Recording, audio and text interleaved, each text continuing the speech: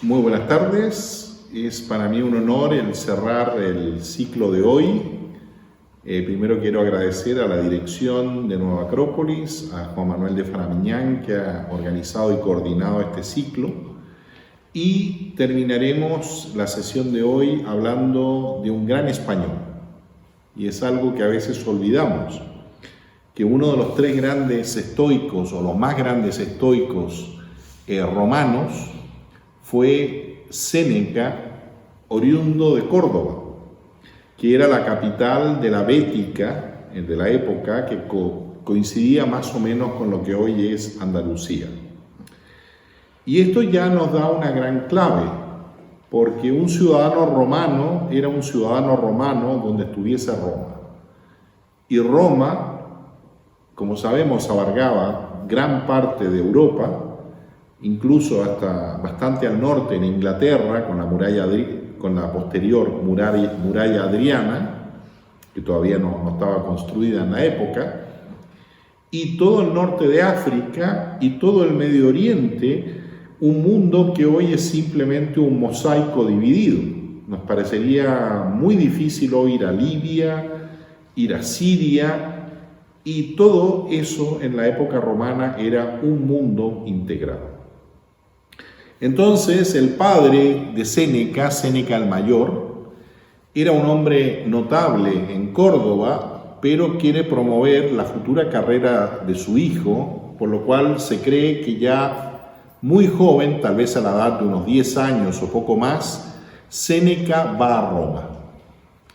Algo muy interesante será que Séneca más tarde va a pasar unos 6 años en Egipto, especialmente en Alejandría, donde su tío representaba al gobierno de Roma. ¿Y por qué esto es importante?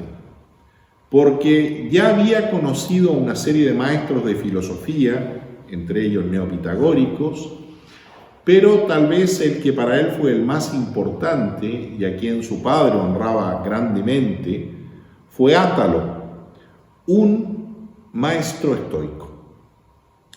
Y por eso en general se considera de que Séneca es un estoico, porque está claro de que el perfume del estoicismo traspasa su obra, aunque no es, digamos, un estoico, digamos, típico.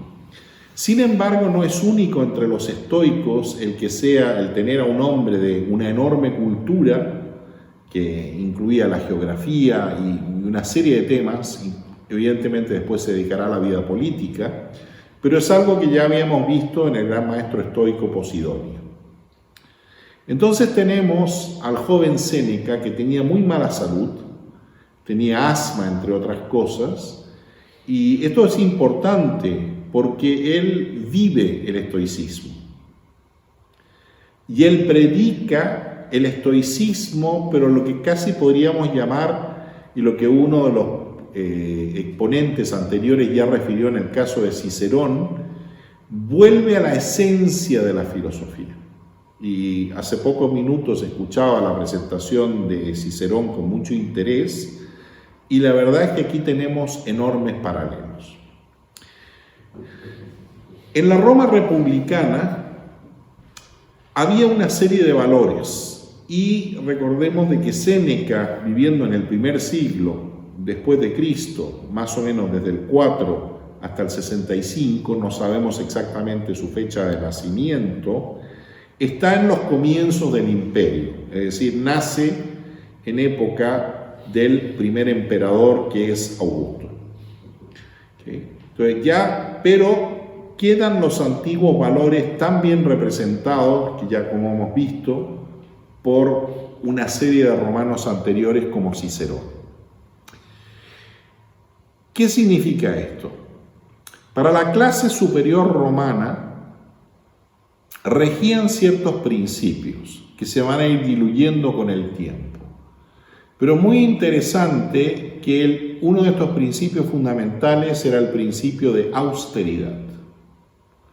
Pero el ser patricio, es decir, el ser noble, que normalmente iba equiparado con ser rico, llevaba equiparado un segundo elemento, que es el dedicarse a la vida pública.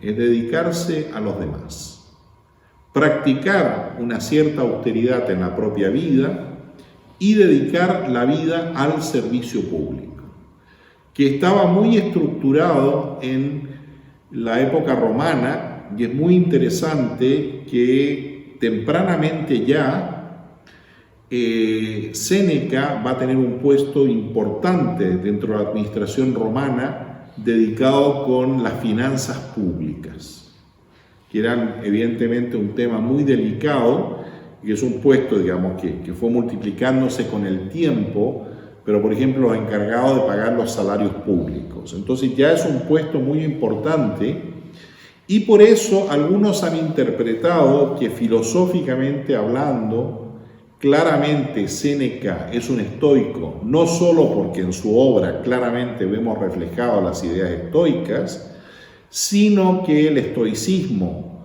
contrario a algunas otras corrientes filosóficas importantes de la época, que ya se han visto tratadas hace algunos minutos, como los cínicos y los epicúreos, sí, a partir de su fundador, Zenón de Sitio, incorporaba la vida pública como algo noble y algo perfectamente lícito. Es decir, que el filósofo lo era por su vida moral, pero no debía abandonar el mundo para poder ser filósofo. Ya entrando en lo que nos dice Séneca, vamos a encontrar algunas ideas realmente extraordinarias. Resaltemos dos. Una de las cosas que nos llama muchísimo la atención en Séneca es lo que podríamos llamar un optimismo realista de la naturaleza humana, es decir, la naturaleza divina del ser humano, algo que está recalcado en su obra, pero algo que debemos lograr, una meta que debemos lograr. Entonces, si los hombres esencialmente tienen este aspecto que en la época se llamaba racional, pero que es el alma racional que ya encontramos en Platón, el alma divina, esencialmente todos los hombres son iguales. Y un aspecto muy interesante es que Séneca se opone a la esclavitud.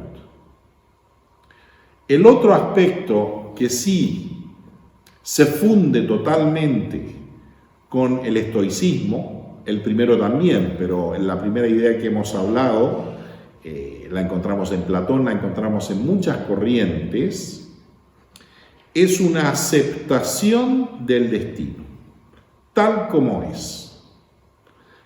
Es lo que llamaríamos hoy fatalidad, pero tendríamos que ir al origen de esta palabra, del fatum, del destino que debe ser aceptado tal como es.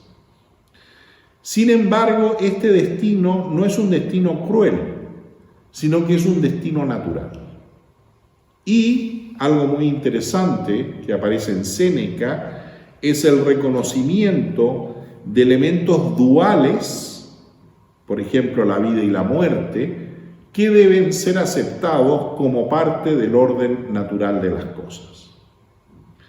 Entonces, ¿cómo el ser humano debe enfrentarse a esta realidad? El ser humano debe aspirar a la sabiduría y debe practicar la virtud. Y es muy interesante que Séneca va a retomar un tema clásico que ya encontramos en las obras de Platón, que hemos visto hace algunos minutos en Cicerón, que es virtud versus placer. ¿Okay? ¿Qué significa esto?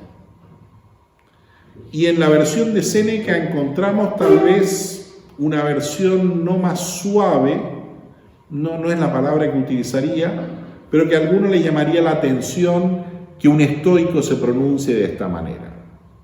Un hombre virtuoso puede tener placeres, pero jamás los busca. ¿Y cuál es el placer supremo? La filosofía. También es muy interesante encontrar en los comentarios de Cicerón una defensa de Epicuro, diciendo de que Epicuro ha sido mal entendido y muestra el máximo respeto hacia Epicuro y su doctrina de la moderación. Porque los placeres de Epicuro, pensemos en la palabra epicurio tal como se utiliza hoy, no eran los placeres de la buena mesa, no eran los placeres de los sentidos, sino que evidentemente eran placeres de un orden muy distinto. Y básicamente Séneca nos dice de que desgraciadamente Epicurio ha sido muy mal entendido.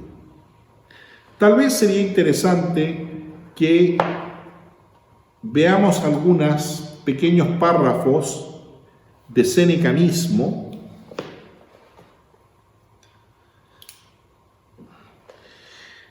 Existen una serie de obras llamadas consolaciones. La verdad que tal vez algunas no nos parecerían muy consoladoras, pero claramente expresan, por ejemplo, su posición frente a la muerte. Y aquí nos está presentando un caso muy duro, que es el de una madre que pierde a su hijo. Y utiliza dos ejemplos enfrentados, el de la hermana de César Augusto, que pierde a su hijo, que probablemente hubiese sido el sucesor de César Augusto, y la esposa de César Augusto, que pierde a su hijo de un matrimonio anterior del mismo César, ¿sí? Y sus actitudes contrastadas. Pero veamos lo que dice, hablándole a Marcia. No anheles, te lo suplico, la gloria más depravada, la de parecer la más desventurada. Al mismo tiempo, y aquí entramos plenamente en las doctrinas estoicas, piensa que no tiene mérito mostrarse valiente en la prosperidad cuando la vida transcurre con rumbo favorable. Tampoco una mar calmada y un viento complaciente demuestran la habilidad del timonel. Es preciso que sobrevenga alguna contrariedad para poner a prueba su ánimo.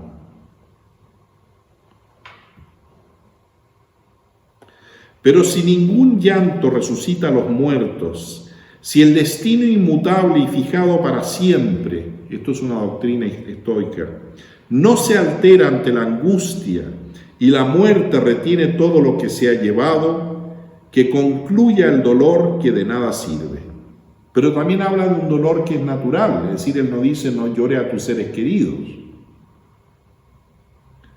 Y no hagas, como el ejemplo justamente que él menciona, de ni siquiera atreverte a hablar de tu ser querido, como si fuese una especie de tabú, y que los demás no se atrevan a alabarlo. Al contrario, agradece que se recuerda al hijo perdido como un gran hombre. Dominémonos, por tanto, y que no nos saque de quicio esa violencia. Deshonrado está el piloto de un barco a quien el oleaje arrebata el gobernalle, que descuida las velas tremolantes al viento y abandona su nave a la tormenta. En cambio, es de alabar, aún en el naufragio, aquel al que la mar ha sepultado mientras se aferraba al timón obstinadamente. De todos modos, la añoranza de los seres queridos es natural. ¿Quién lo niega mientras que es mesurada? En efecto, con el alejamiento, no solo con la pérdida de los seres más queridos, se produce una dentellada ineludible, un encogimiento aún de los más firmes espíritus. Pero lo que la imaginación le ha añadido es más de lo que la naturaleza ha ordenado. Es decir, es normal el dolor que trae el enfrentamiento, por ejemplo, con la muerte, pero nosotros, desgraciadamente, con nuestra imaginación, llamémosle descontrolada, y otros elementos, y nuestra falta de estoicismo, llevamos el drama más allá de lo que es lícito. Vida y muerte son simplemente dos caras de la misma medalla. Gracias.